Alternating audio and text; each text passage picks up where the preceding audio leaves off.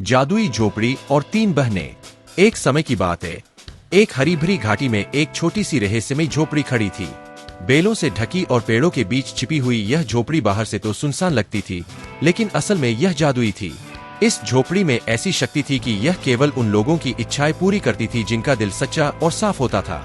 एक दिन तीन बहनें एला, मे और लिली अपने गांव से एक नए साहसिक सफर पर निकली। ये तीनों बहनें अपने दिल की अच्छाई और आपसी प्यार के लिए जानी जाती थीं। उन्होंने अपने गांव के बुजुर्गों से इस जादुई झोपड़ी की कहानियां सुनी थी और वे इसकी सच्चाई जानना चाहती थीं। वे उत्साह और उमंग के साथ जंगल के रास्तों पर चल पड़ी। जैसे जैसे वे आगे बढ़ती गईं, पेड़ ऊंचे होते गए और हवा ठंडी होने लगी। कुछ देर बाद उन्हें एक छिपा हुआ रास्ता मिला जो सीधे झोपड़ी की ओर जाता था। जब वे झोपड़ी के पास पहुंची तो उनकी आंखें आश्चर्य से फैल गईं।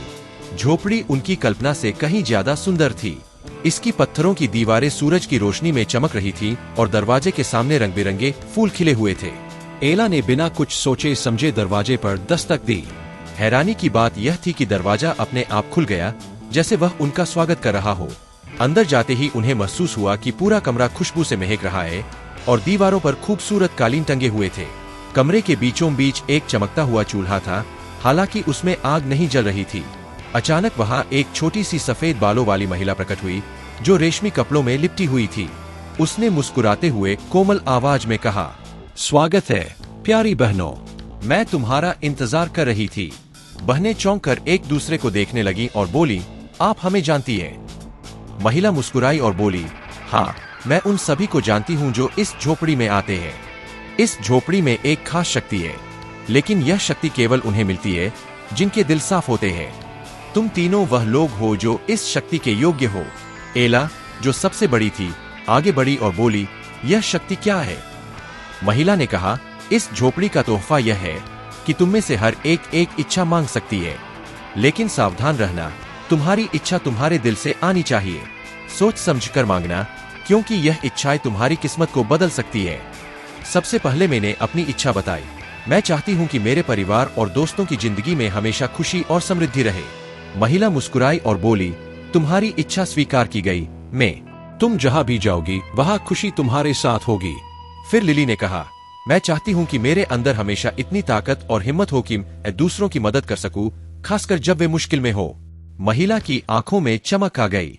यह बहुत ऊंची इच्छा है लिली, तुम्हारे अंदर हमेशा वह शक्ति होगी जो दूसरों की मदद करने के लिए जरूरी है। आखिर में एला ने कहा, मैं चाहती हूँ कि मैं दूसरों के लिए एक राह दिखाने वाली बन सकूं, ताकि जब लोग अपने रास्ते से भटक जाए तो मैं उनकी मदद कर सकूं। महिला ने सिर झुकाया और बोली, तुम्हारी इच्छा पूरी की जाती है एला, तुम दूसरों के लिए एक रोशनी बनकर उनका मार्गदर्शन करोगी। इसके बाद वह महिला अचानक गायब हो गई और झोपड़ी में एक शांत सा माहौल छा गया। तीनों बहनें एक दूसरे को देखती रहीं और दिल में धन्यवाद और प्रेम की भावना लिए वहां से लौट चली। वे तीनों बहनें जीवन भर इन उपहारों का उपयोग करती रहीं। मैं जहां भी जाती खुशी फैलती, लिली हमेशा दूसरों की मदद करती और एला उन लोगों का मार्गदर्शन करती जो रास्ता भटक जाते। और हालांकि उन्होंने फिर कभी उस जादुई झोपड़ी को नहीं देखा, वे हमेशा जानती थीं कि वह झोपड़ी अब हमेशा उनकी जिंदगी का हिस्सा है, उनके दिलों, दुआओं और प्रेम के साथ। इस तरह वे तीनों बहनें एक उद्देश्य और प्रेम से भरी जिंदगी जीती रहीं और उस जादुई झोपड़ी को कभी नहीं भूली।